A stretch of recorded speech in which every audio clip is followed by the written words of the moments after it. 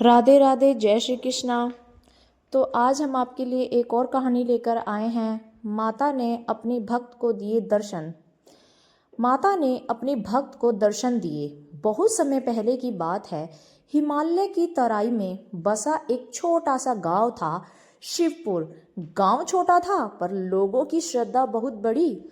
उसी गांव में रहती थी एक साधारण सी स्त्री। नाम था धर्मा। न धन न वैभव, न कोई ऊंची जाति, पर उसके पास जो था वह था माता के प्रति अटूट विश्वास। धर्मा बचपन से ही माता दुर्गा की अनन्य भक्त थी। उसके लिए माता केवल मंदिर की मूर्ति नहीं थी, बल्कि सजीव माँ थी, जो सुनती थी, समझती थी और सहारा देती थी। धर्मा का जीवन आसान नहीं था। पति का देहांत बहुत पहले ही हो गया था। कोई संतान नहीं थी। वह गांव के लोगों के घरों में काम करके अपना जीवन चलाती थी। कई बार उसे अपमान भी सहना पड़ता था, पर उसने कभी माता से शिकायत नहीं की।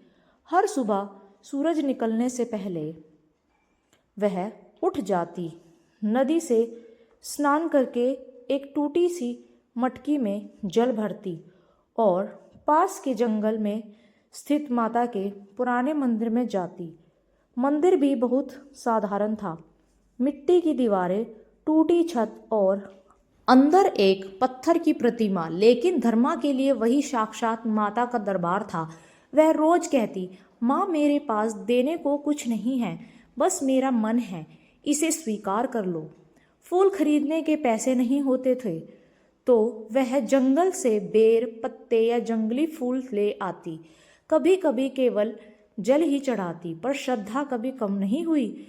गांव की हंसी और परीक्षा। गांव के कुछ लोग उसका मजाक उड़ाते। अरे धर्मा, इतनी पूजा से क्या मिलेगा? ना तुझे माता दिखेगी, ना किस्मत बदलेगी। पर वह मुस्कुरा कर कहती, माता दिखे या ना दिखे, पर वो देख रही है, इतना काफी है। समय बीतता गया। एक साल गांव में भयानक सूखा पड़ा। खेत सूख गए, कुएं खाली हो गए और लोग परेशान हो उठे। मंदिरों में भीड़ बढ़ गई, पर श्रद्धा में अधीरता थी, विश्वास से ज्यादा मांग थी। गांव की मुखिया ने बड़ा यज्ञ कराने का निर्णय लिया। ब्राह्मण बुलाए गए, बड़ा आयोजन हुआ, पर बारिश नहीं हुई। उधर धर्मा रोज की तरह माता के मंदिर जा रही थी। एक दिन उसने माता के सामने रोते हुए कहा, माँ, गांव वाले तुझे भूल नहीं रहे, पर शायद पहचान नहीं पा रहे हैं। अगर मेरी भक्ति में थोड़ी सी भी सच्चाई है तो इस धरती को जीवन दे दो। उस रात धर्मा को तेज बुखार चढ़ गया। शरीर तपने लगा, पर मन शांत था। आधी रात को उसे लगा जैसे कोई पुकार रहा हो। धर्मा, उसने आंखें खोली। कमरे में अद्भुत प्रकाश था, न चिराग न दीपक, फिर भी उजाला। सामने माता दुर्गा खड़ी थी, वैसी ही जैसे शास्त्रों में वर्णित है, तेजस्वी, करुणामयी, स्नेह से भरी। धर्मा डर गई।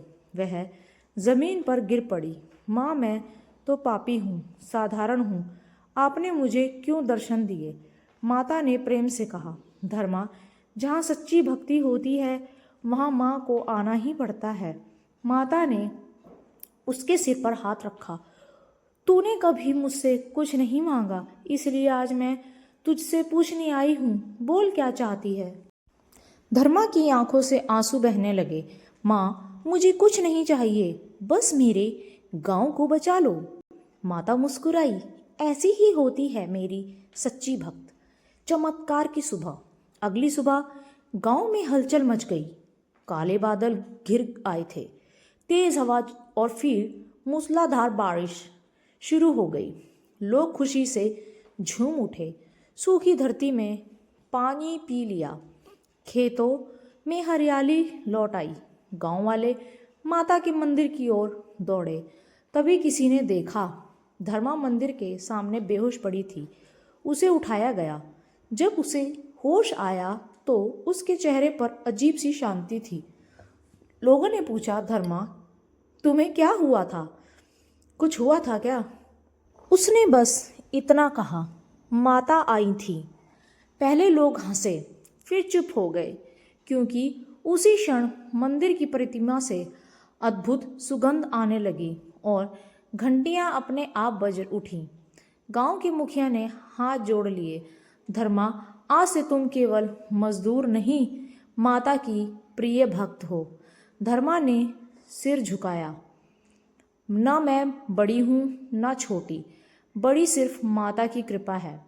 कथा का सार, माता ने दर्शन किसी धनवान को नहीं, किसी ज्ञानी को नहीं, बल्कि उस भक्त को दिए जिसकी भक्ति में स्वार्थ नहीं, सिर्फ प्रेम था। यह थी हमारी आज की कहानी।